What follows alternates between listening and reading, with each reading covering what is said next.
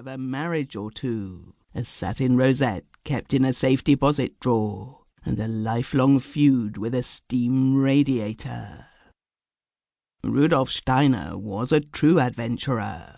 Few were the evenings on which he did not go forth from his hall bedchamber in search of the unexpected and the egregious. The most interesting thing in life seemed to him to be what might lie just around the next corner.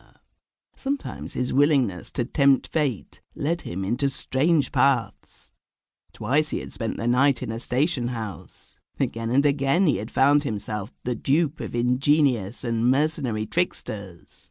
His watch and his money had been the price of one flattering allurement, but with undiminished ardour he picked up every glove cast before him into the merry lists of adventure. One evening, Rudolf was strolling along a cross-town street in the older central part of the city.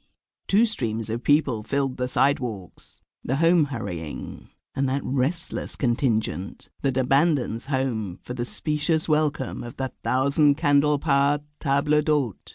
The young adventurer was of pleasing presence, and moved serenely and watchfully. By daylight he was a salesman in a piano store. He wore his tie drawn through a topaz ring, instead of fastened with a stick-pin, and once he had written to the editor of a magazine that Junie's Love Test by Miss Libby had been the book that had most influenced his life. During his walk, a violent chattering of teeth in a glass case on the sidewalk seemed at first to draw his attention, with a qualm, to a restaurant before which it was set, but a second glance revealed the electric letters of a dentist's sign, high above the next door. A giant Negro, fantastically dressed in a red embroidered coat, yellow trousers, and a military cap, discreetly distributed cards to those of the passing crowd who consented to take them. This mode of dentistic advertising was a common sight to Rudolf. Usually he passed the dispenser of the dentist's cards without reducing his store, but tonight the African slipped one into his hand so deftly that he retained it there, smiling a little at the successful feat. When he had travelled a few yards further, he glanced at the card indifferently. Surprised, he turned it over and looked again with interest. One side of the card was blank. On the other were written in ink 3 words: "The Green Door." And then Rudolf saw 3 steps in front of him a man throw down the card which the Negro had given him as he passed. Rudolf picked it up. It was printed with the dentist's name and address, and the usual schedule of plate work and bridge work and crowns, and specious promises of painless operations.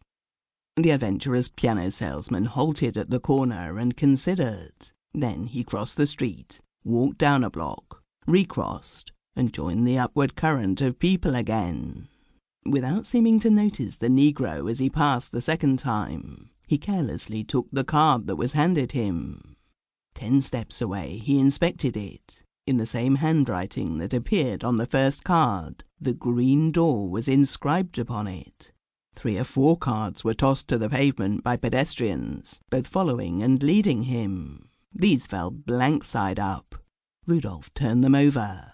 Every one bore the printed legend of the dental parlours. Rarely did the arch sprite adventure need to beckon twice to Rudolf Steiner, his true follower, but twice it had been done, and the quest was on. Rudolf walked slowly back to where the giant Negro stood by the case of rattling teeth. This time as he passed, he received no card. In spite of his gaudy and ridiculous garb, the Ethiopian displayed a natural barbaric dignity as he stood, offering the cards suavely to some, allowing others to pass unmolested. Every half-minute he chanted a harsh, unintelligible phrase, akin to the jabber of car conductors and grand opera. And not only did he withhold a card this time, but it seemed to Rudolf that he received from the shining and massive black countenance a look of cold, almost contemptuous disdain. The look stung the adventurer. He read in it a silent accusation that he had been found wanting. Whatever the mysterious written words on the cards might mean, the black had selected